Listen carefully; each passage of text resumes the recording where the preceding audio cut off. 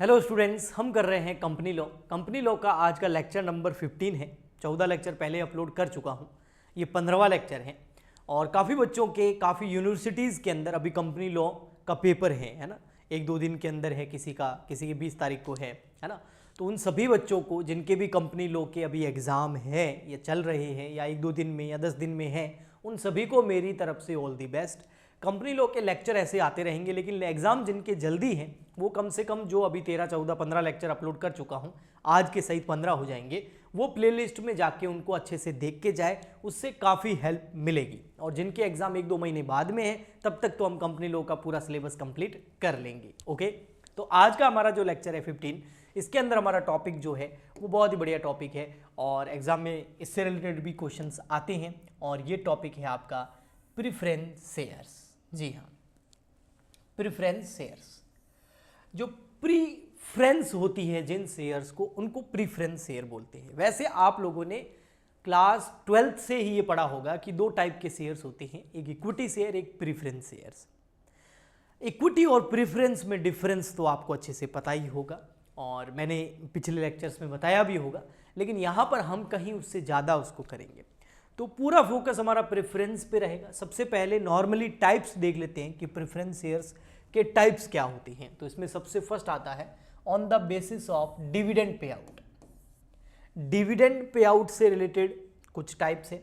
Second है on the basis of convertibility, यानी कि कन्वर्जन से रिलेटेड है। और थर्ड नंबर है ऑन द बेसिस ऑफ रिडीमेबिलिटी, यानी कि रिडम्पशन के बेसिस पर। अगर डिविडेंड की बात करूं तो इसमें 4 तरीके के प्रेफरेंस शेयर आपको मिलते हैं। एक होते हैं cumulative preference shares. Cumulative preference shares वो होते हैं जिनका डिविडेंड, अगर फॉर एग्जांपल के लिए हमने dividend redeemable preference share issue कर दिए है ना, और प्रेफरेंस शेयर पे आपको पता है कि डिविडेंड की रेट फिक्स होती है, तो हम फिक्स रेट से डिविडेंड देंगे।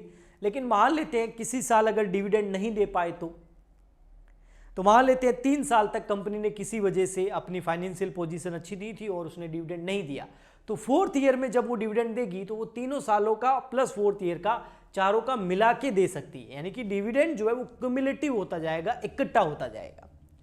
नॉन क्यूमुलेटिव जो डिविडेंड प्रेफरेंस शेयर होते हैं, इसमें डिविडेंड इकट्ठा नहीं होता, क्यूमुलेटिव नहीं होता।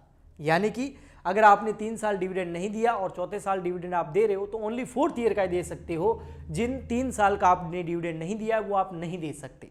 थोड़ा गला बैठा हुआ है, पूरी कोशिश कर रहा हूं जोर से बोलने के लिए, आपका सपोर्ट चाहिए, ठीक है। नेक्स्ट आता है पार्टिसिपेटरी। पार्टिसिपेट कर सकते हैं किसमें? जो प्रॉफिट है उसमें से डिविडेंड सबसे पहले दिया जाता है प्रेफरेंस शेयर्स को, उसके बाद जो बचता है उसमें से दिया जाता है इक्विटी शेयर्स को। उसके बाद में भी कुछ प्रॉफिट अगर बच गया तो उसमें इक्विटी शेयर के साथ साथ प्रेफरेंस शेयर भी पार्टिसिपेट कर सकते हैं। तो इनको पार्टिसिपेटरी प्रेफरेंस शेयर होल्डर बोलते हैं। Non participatory preference share holder का मतलब होता है ऐसे प्रेफरेंस शेयर होल्डर्स जो एक बार उनको फिक्स रेट से डिविडेंड मिल गया, उसके बाद में वो आगे भले कितना ही प्रॉफिट बच जाए उसमें पार्टिसिपेट नहीं कर सकते, उनमें से उसको हिस्सा नहीं मिलेगा, वो नॉन पार्टिसिपेटरी हो गए। फिर आते हैं हमारे कन्वर्जन के बेस पर। इसमें एक होते हैं कन्वर्टेबल, इनको कन्वर्ट किया जा सकता है नए प्रेफरेंस शेयर्स के अंदर या इक्विटी शेयर्स के अंदर। नॉन कन्वर्टेबल का मतलब होता है ऐसे प्रेफरेंस शेयर्स जिनको नए प्रेफरेंस शेयर, नए इक्विटी शेयर में कन्वर्ट नहीं किया जा सकता, इनको पैसा देना पड़ेगा वापस, non convertible.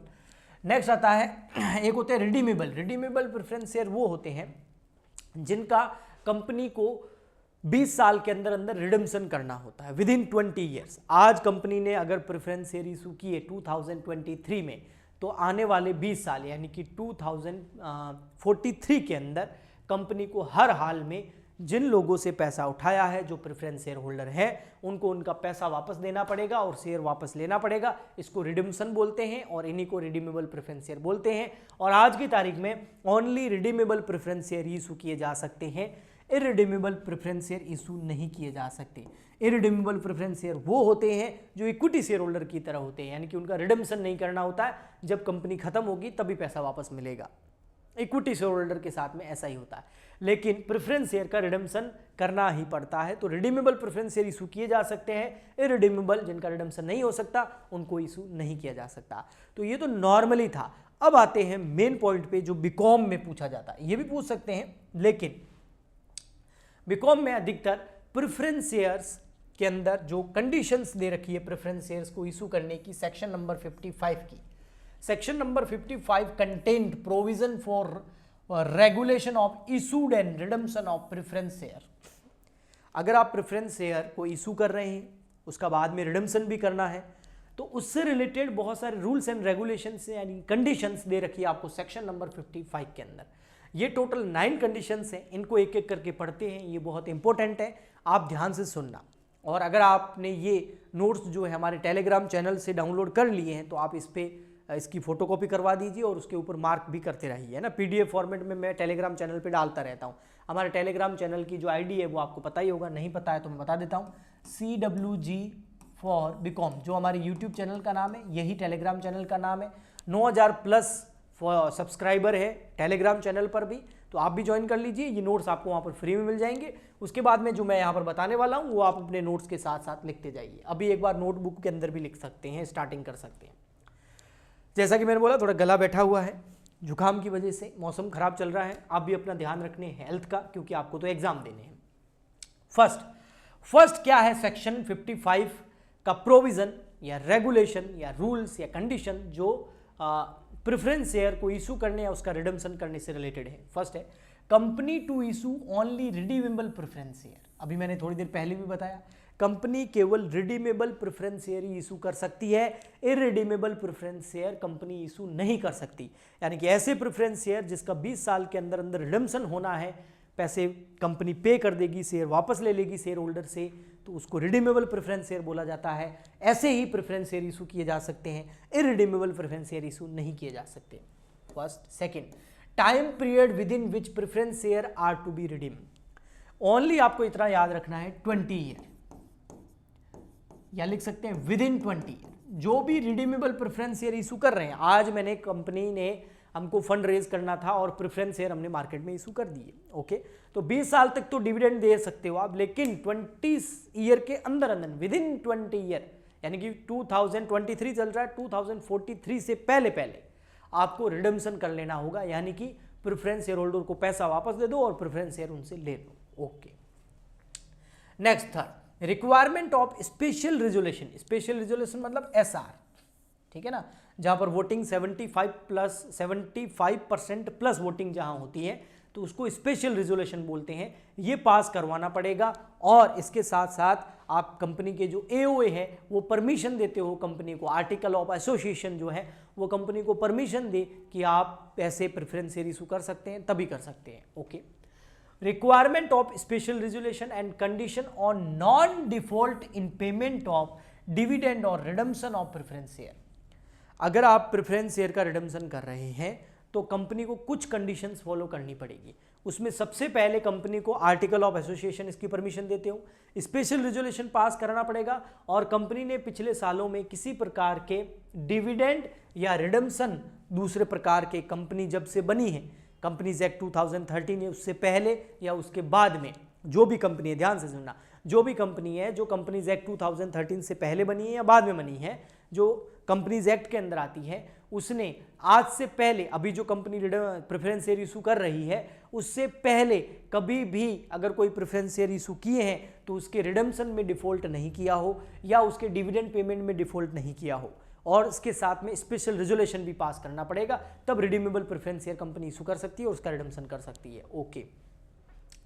Exceptional case where period में बी एक्सीड 20 ईयर। मैंने आपको अभी बताया कि जो रिडीमेबल प्रेफरेंस शेयर है वो 20 साल विद इन 20 ईयर, उसका जो मैक्सिमम पीरियड है रिडम्पशन का वो 20 साल है या उससे कम है, लेकिन कुछ केसेस के अंदर 20 ईयर यानी कि 20 साल से ज़्यादा टाइम के लिए भी company redemption redeemable preference share issue कर सकती है, जिनका रिडम्पशन 20 साल से बाद करना होगा।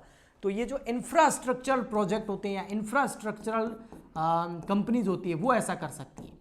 ओनली जो इंफ्रास्ट्रक्चरल कंपनीज होती है, जो हाईवे बनाने वाली कंपनी हो गई, बड़ी बड़ी बिल्डिंग्स बनाने वाली कंपनी हो गई, पोर्ट एयरपोर्ट बनाने वाली कंपनी हो गई, जो इंफ्रास्ट्रक्चरल सेक्टर की कंपनीज हैं वो अपने प्रेफरेंस शेयर को अगर इशू करें तो 30 ईयर्स तक जो है वो रिडम्पशन कर सकती है, यानी कि रिडीमेबल पीरियड जो है वो 30 ईयर तक है, यानी कि 30 साल तक कंपनी जो है रिडम्पशन कर सकती है। लेकिन नॉर्मल जो शेयर होते हैं दूसरी कंपनी के, उनका 20 साल के अंदर अंदर रिडम्पशन करना होता है। इंफ्रास्ट्रक्चरल कंपनी का 30 साल के अंदर अंदर रिडम्पशन करना होता है। लेकिन जो इंफ्रास्ट्रक्चर प्रोजेक्ट बनाने वाली कंपनी ने अगर प्रेफरेंस शेयर इशू किए हैं तो उसमें से जो भी प्रेफरेंस शेयर इशू किए हैं उन प्रेफरेंस शेयर में से 10% जो शेयर हैं, टोटल मान लेते हैं अगर 100 करोड़ के प्रेफरेंस शेयर इशू करें तो 10% कितना हो गया, 10 करोड़। तो 10 करोड़ का तो रिडम्पशन विद इन 20 ईयर करना होगा। 10% शेयर का रिडम्पशन 20 साल के अंदर अंदर करना होगा, बाकी का आप 30 साल के अंदर अंदर कर सकते हो। ओके, ये केवल इंफ्रास्ट्रक्चरल कंपनी के लिए है, तो एक्सेप्शनल केस है, ये सब पे लागू नहीं होता। Next, preference share to be redeemed out of the profit only. Preference share का रिडम्पशन केवल प्रॉफिट में से किया जा सकता है। ऐसे रिजर्व्स जो रेवेन्यू रिजर्व्स हैं, ये जैसे सिक्योरिटी प्रीमियम हो गया, जनरल रिजर्व हो गया, है ना, अदर रेवेन्यू रिजर्व्स हो गए, जो ऐसा प्रॉफिट जो कंपनी डिविडेंड के रूप में बांटना चाहती थी लेकिन कंपनी ने डिविडेंड नहीं दे करके उसको एक रिजर्व में ट्रांसफर कर दिया, जिनको हम रेवेन्यू रिजर्व बोलते हैं, उन रेवेन्यू रिजर्व्स में से यानी कि प्रॉफिट में से ही कंपनी रिडम्पशन कर सकती है। रिडीमेबल प्रेफरेंस शेयर का कैपिटल रिजर्व में से नहीं कर सकती। Okay, only fully paid preference share are to be redeem. अगर कंपनी को अपने प्रेफरेंस शेयर का रिडम्पशन करना है तो वो सबसे पहले आपके जो प्रेफरेंस शेयर इशू हुए हैं वो फुली पेड होने चाहिए, पार्टली पेड नहीं होने चाहिए। जैसे फॉर एग्जांपल के लिए कंपनी ने 1 करोड़ प्रेफरेंस शेयर इशू किए और एक 10 रुपए का है, तो कंपनी ने 1 करोड़ पर शेयर 10 रुपए मंगा लिए। ऐसा नहीं केवल 8 रुपए अभी तक मंगाए हैं पर शेयर, 2 रुपए मंगाने बाकी है, तो वो पार्टली पेड हो गया। तो पहले उसको फुली पेड करना पड़ेगा, अगर नहीं है तो उसके बाद ही रिडम्पशन कर सकते हैं। Next, transfer to CRR. CRR का मतलब होता है कैपिटल रिडम्पशन रिजर्व। न्यूमेरिकल जब हम समझते हैं तब इसको भी समझते हैं, कैपिटल कॉर्पोरेट अकाउंटिंग के अंदर, है ना, कैपिटल रिडम्पशन रिजर्व। आपको पता है रिडीमेबल प्रेफरेंस शेयर का जब हम रिडम्पशन करते हैं तो हमें सीआरआर बनाना पड़ता है, यानी कि जो रिजर्व में प्रॉफिट पड़े हैं आपके, है ना, यहां से हमने पढ़ा था पॉइंट कि भाई केवल प्रॉफिट में से ही रिडम्पशन कर सकती है। प्रॉफिट यानी कि revenue reserve, general reserve, security premium वगैरह जो पड़े हैं उनको हम पहले ट्रांसफर करते हैं सीआरआर में, सीआरआर क्रिएट करते हैं, उसके बाद रिडम्पशन करते हैं। तो रिडीमेबल प्रेफरेंस शेयर का रिडम्पशन करने से पहले आपको सीआरआर बनाना पड़ेगा। सीआरआर अकाउंट में सारे रिजर्व्स ट्रांसफर करने पड़ेंगे, प्रॉफिट ट्रांसफर करने पड़ेंगे, उसके बाद रिडम्पशन कर सकते हो। नेक्स्ट आता है payment of premium in case of prescribed class of company. अगर कंपनी के जो रिडीमेबल प्रेफरेंस शेयर है उनका आप अगर रिडम्पशन किस पे कर रहे हो, प्रीमियम पे कर रहे हो, तो प्रीमियम की अलग से आपको व्यवस्था करनी पड़ेगी। Next, issue, last point, issue of further redeemable preference share और प्रेफरेंस शेयर इशू करना। एक बार पहले कर चुकी है, फर्दर और प्रेफरेंस शेयर इशू करना, कौन से, redeemable. If a company enable to redeem existing preference share और पे डिविडेंड। कंपनी ने पहले रिडीमेबल प्रेफरेंस शेयर इशू कर रखे हैं, ठीक है, क्या कर रखे, रिडीमेबल प्रेफरेंस शेयर इशू कर रखे, बट उन पे अभी डिविडेंड भी देना बाकी है और उनकी रिडम्पशन की डेट भी आ गई, लेकिन कभी अब कंपनी अभी अनेबल है। अनेबल मतलब कंपनी के पास इतना फंड नहीं है, इतनी कैपेसिटी नहीं है कि उसका रिडम्पशन कर सके। तो कैसे करे, तो एक तरीका ये है कि और प्रेफरेंस शेयर इशू कर दे, फिर उससे जो फंड आए उससे रिडम्पशन कर दे। तो क्या ऐसा कंपनी कर सकती है? यस, कर सकती है, लेकिन इसकी कुछ कंडीशंस है। सबसे फर्स्ट कंडीशन है, सबसे पहले आपको एक स्पेशल रेजोल्यूशन पास कराना होगा जिसमें 3% मेजोरिटी हाँ बोले। जो आपके ऑलरेडी प्रेफरेंस शेयर आपने इशू कर रखे हैं और उनको आप रिडम्पशन नहीं कर पा रहे हो, उनके बीच में आपको एक प्रस्ताव पास करना पड़ेगा और उनसे सहमति लेनी पड़ेगी। कितनी? 3/4 मेजोरिटी, 3/4 मेजोरिटी ये बोले कि हाँ भाई ठीक है, आप प्रेफरेंस शेयर नहीं इशू कर दो। सेकंड नंबर, ट्रिब्यूनल से जो है, यानी कि कोर्ट से जो है आपको क्या लेना पड़ेगा, परमिशन लेनी पड़ेगी, है ना। तो ट्रिब्यूनल से आपको अप्रूवल लेनी पड़ेगी, यानी कि कोर्ट से आपको क्या लेनी पड़ेगी, अप्रूवल लेनी पड़ेगी। उसके बाद में जो डिस्टेंसिंग शेयर होल्डर है उन्हें सबसे पहले पेमेंट करना होगा। डिसेंटिंग बोलते हैं, सॉरी, डिसेंटिंग शेयर होल्डर वो होते हैं जो बिल्कुल कम मात्रा में होते हैं, तो उनको सबसे पहले आपको पेमेंट करना होगा। फिर बाकी जो ग्रुप बचा हुआ है वो उनको पेमेंट किया जाएगा, ठीक है। तो तो इस तरीके से आप अगर पहले कोई प्रेफरेंस शेयर इशू कर रखे हैं, उनका रिडम्पशन करने नहीं कर पा रहे हो या उनको डिविडेंड पे नहीं कर पा रहे हो, तो नए शेयर इशू करके आप उनको कर सकते हो, डिविडेंड पे कर सकते हो, उनका रिडम्पशन कर सकते हो, लेकिन आपको 3/4 मेजोरिटी से कंसर्ट लेना पड़ेगा। ट्रिब्यूनल यानी कि कोर्ट से आपको परमिशन लेनी पड़ेगी। डिसेंटिंग जो शेयर होल्डर है उनको सबसे पहले पेमेंट करना पड़ेगा, फिर आप कर सकते हो। ओके, तो ये कुछ कंडीशंस वगैरह थी। प्रेफरेंस शेयर से रिलेटेड अगर कोई क्वेश्चन आए तो इससे बाहर नहीं जाएगा, आप इसको अच्छे से समझ लेना। समझ तो आपने लिया ही होगा, आप इन पॉइंट्स को अच्छे से नोट डाउन भी कर लेना या फिर टेलीग्राम चैनल ज्वाइन कर लो, वहाँ पर आपको ये सब मिल जाएगा। लेकिन जो मैंने 30 ईयर 10% 20 ईयर वगैरह बताया है, ये आप उसके ऊपर लिख देना। हम मिलते हैं नेक्स्ट लेक्चर में। आज के लिए इतना ही, तब तक के लिए गुड बाय, थैंक यू।